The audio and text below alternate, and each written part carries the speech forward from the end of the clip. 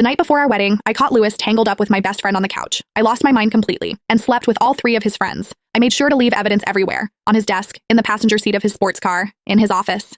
But when Louis found out, he just casually stubbed out his cigarette and made a group call. "You slept with all of them? How was it?" Laughter crackled through the phone. Pretty flexible. "She was all right, just a little stiff. Nowhere near as fun as that actress I've been seeing."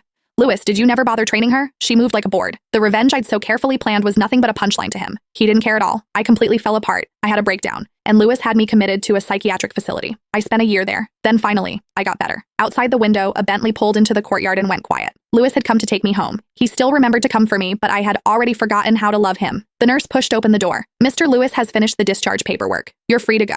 I nodded numbly. As I walked out of the hospital, I could still hear a few nurses whispering behind me. Poor thing. Her own fiancé drove her to this. What's so sad about it? He's gorgeous and loaded. He even pays for everything. It's not like he hit her. She should have just looked the other way. Some people don't know how good they've got it. A year ago, words like that would have sent me into hysterics. Now, they couldn't even make me slow my steps. Louis was leaning against the Bentley, waiting. I walked over to him. He curled his index finger, reaching toward my face. "You've lost weight." I tilted my head slightly and pulled back. His hand hung in the air for a moment, then dropped. He opened the passenger door. "Get in." There was a used lipstick on the seat. Louis snatched it out of my hand, rolled down the window, and tossed it out. "My assistant left that. Don't mind it." I smiled faintly and said nothing. That lipstick was Mia's favorite brand, my best friend's. Not that it mattered anymore. I'd stopped caring a long time ago. At a red light, Louis tapped his fingers lightly on the steering wheel, then finally spoke. "It's over between me and her. I threw out that couch. Got a new one in the style you like."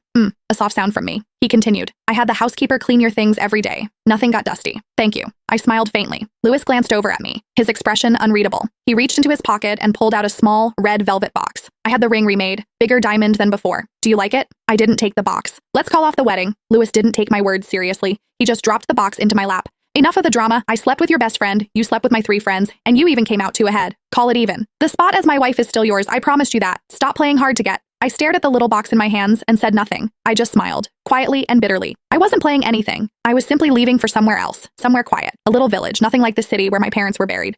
A place without him, where it wouldn't hurt. The car pulled through the gates of the estate. Nothing had changed. I didn't go to our bedroom. I dragged my suitcase toward the guest room. Louis stepped in front of me. "What do you think you're doing?" I got used to sleeping alone in the hospital. I glanced back at the room that had once been ours, and I don't want to sleep in that bed anymore. The day I'd found out about him and Mia, I'd checked the security footage. It wasn't just the couch. They'd been in our bed too, the one he'd had custom made for me. When I saw that, the pain nearly killed me. Louis stared at me for a few seconds, then let out a cold laugh. "Fine, but don't take it too far. You always do this, and then you end up back in the hospital." I watched him walk away. The old ache didn't come. Maybe the treatment really had worked. I'd forgotten what it felt like to have my heart beat for him, to rise and fall with his moods. Late that night, I lay in the soft guest bed, restless. After a year on the hard hospital mattress, I couldn't get comfortable. During that year, Louis never visited once. Fear had swallowed me whole.